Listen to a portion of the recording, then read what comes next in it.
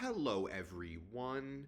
I just banged my head on the ceiling walking up the stairs, so maybe this will make the video more interesting.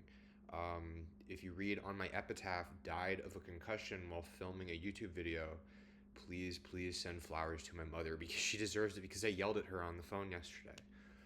Because I am not sleeping very well because of detox. I am now 2 weeks clean from weed. Hallelujah. Somebody commented on my last video that weed is clearly not a problem for you. You're just in denial. And I told them to shut up and they deleted their comment. So I wanted to talk today about candor and like presenting as an earnest fella in the modern era. I believe that I don't want to act cool anymore. I don't want to pretend to be cooler than what I'm just at my natural state because I think the coolest thing that a person can do is be a huge nerd and not even a nerd in the sense like I love Marvel movies or um, reading Heated Rivalry is so fun because it's like, saucy and racy sports erotica. um, I want to embody more of a student of life, and I have something to learn from every person that I come across rather than pretending like I'm above it all and I know it all. And I always say money and status will never make a person happy. Um, you know, there are means to an ends when you have financial security, but I also think that it is a total trap to be higher in the socioeconomic stature because it means that you filter out more things that could potentially change you for the better. Okay, people in the rich and elite class, as somebody who has grown alongside it his entire life, those people tend to be the most disconnected again because they stop believing that they have something to learn from the present.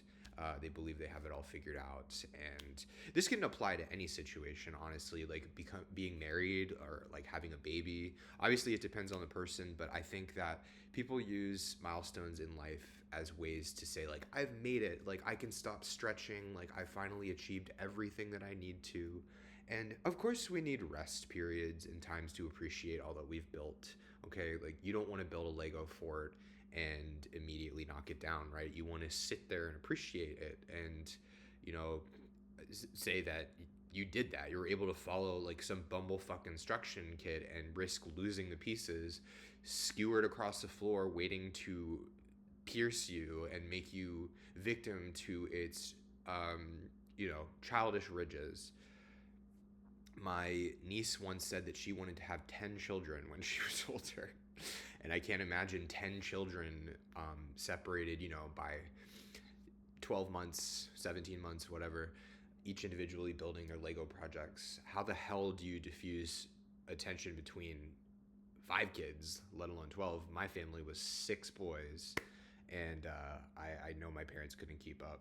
But this video is not about my parents. This video is about being able to show up authentically and follow through with small goals, just for you. Okay, just for you setting them. Nobody else has to know them. You. That's how we get out of depression. Okay, that's how we handle anxiety. Is we set these hurdles for ourselves. Small challenges such as going to a park and filming somebody, accosting a stranger, and in fact harassing a stranger and saying, "May I please put you on camera for my class," which I dropped. And I dropped it simply because I thought that it was not my style to go up to random people and ask to film them. Of course, I could abandon all shame and do it, and I could be anxious and probably get rejected a few times, or context, find a right situation where it's okay to film somebody. But I didn't want to have to get coverage of somebody planting things in a garden and suck all the fun out of what it means to actually document something, which means that the participant is willing rather than feeling pressured to do so. And I am new to the area, so I didn't have a friend where I could be like, okay, yeah, let's make a video of you cooking eggs and show it to the class and show them that I'm capable of piecing together frame by frame story.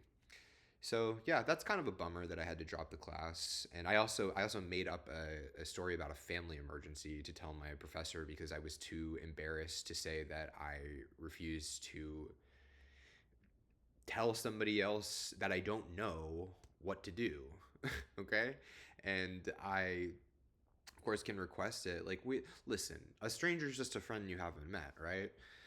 But it's not my style to be like showing up to the building and saying, "Hey, everybody, look at me," and like, I'm the man with the camera, and like, please, oh God, it reminds me of just like the annoying fucks who do stuff like go to Guitar Center. I remember I had this vivid memory of me and my high school ex girlfriend, who I also came out to and who now hates me, but she has a hot husband, so she won the lottery, and uh, we were in Guitar Center, and this man took a fucking like acoustic guitar off the wall and started strumming it and expected everybody in the store to like look at him and praise him.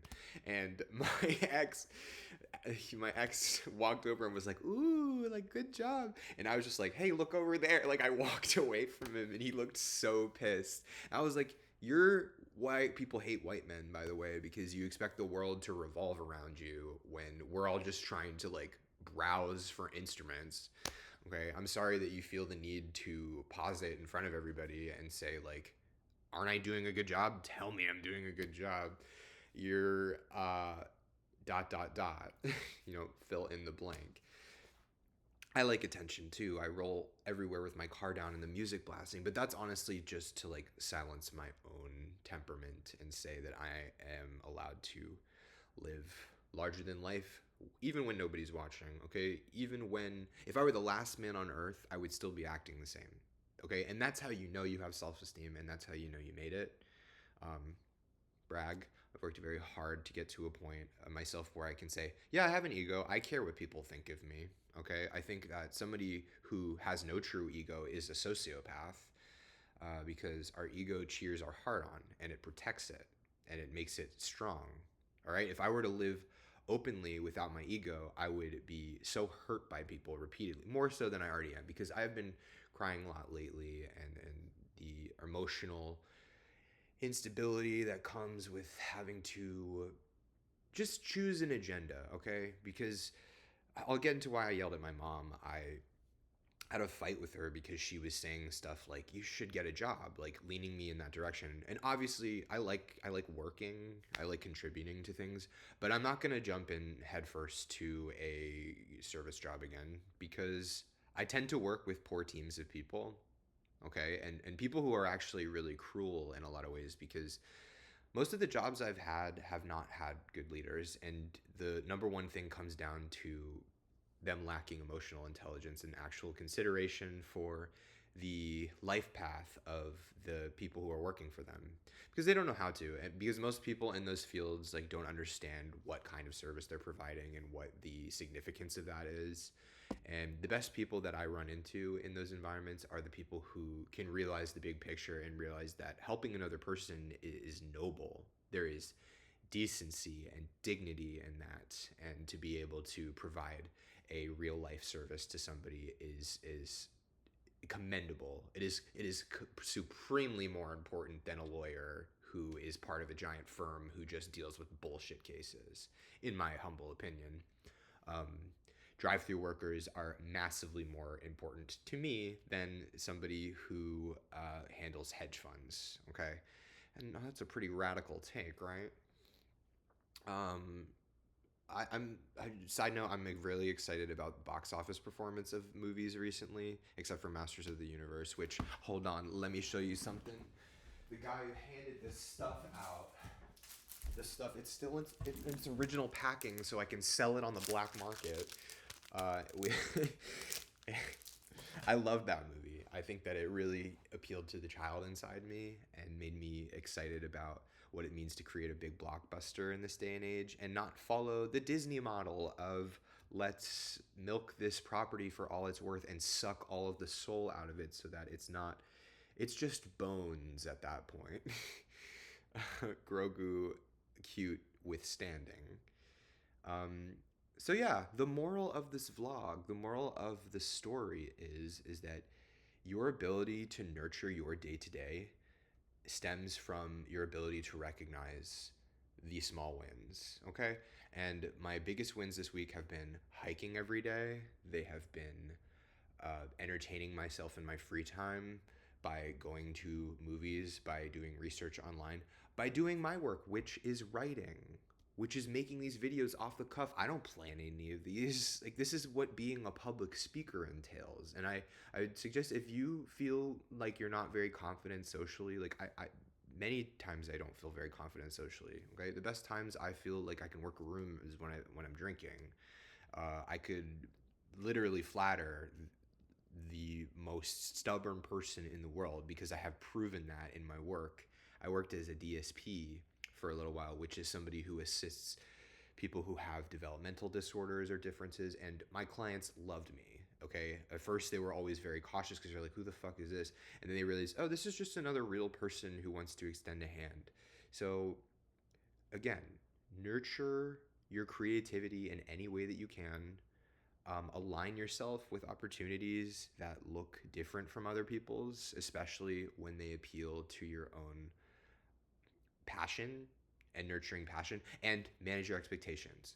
Okay, because I have a tendency to get disappointed about not being received well by certain people, or honestly just encountering boring people. And there is the argument that everybody is interesting if you look hard enough. I also think that there is a counter argument to that some people are just boring to talk to. And it's okay to admit that. It's all right to be contrarian, especially about pride. And this section, hello, welcome to the Rainbow Children part of this video. Pride is a farce.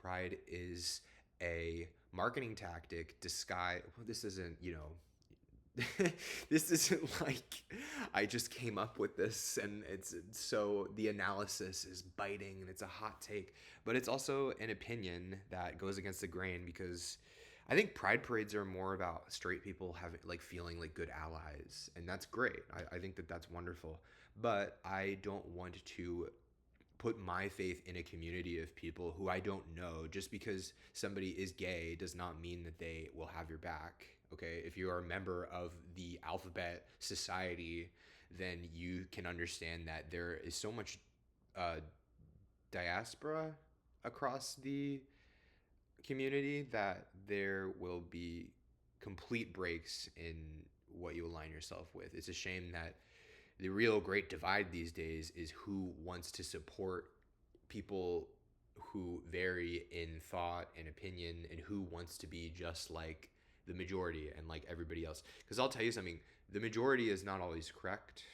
Okay, and you would assume that if a jury were to convict somebody of something, that they would be right, or if they were to exonerate somebody from responsibility, they're right. If more people in a room think a certain way, then that must be the moral answer. But no, it's not. And unfortunately, human beings operate out of emotional logic. So if you were to appeal to panic and distress and problems that have no obvious answers, then you will appeal to a. I just lost my train of thought. It's the concussion creeping in. So, anyway, let's say that our challenge for the week, my challenge for this week, is to just do something that is risking like being looked at as a little funny or maybe embarrassing. But I think it's all in my head, just like this concussion, is that people aren't really laughing at me when I do something different. It's more that they can just unfollow me and then keep me as a follower because I got to keep up with their bullshit, but they can't bear to see me spread the truth, my authenticity. I have a right I have a right to a voice. Okay, I have a right to an image, and you have a right to cultivate your own. And make let's go make not bread this week. We don't need gluten in our diet. Let's go make merry. Spread that will. Spread that spread that feeling that you're going to be okay no matter what, even if you have days where you stall. Cuz stalling is all about respecting your ability to be able to rest. Thank you very much.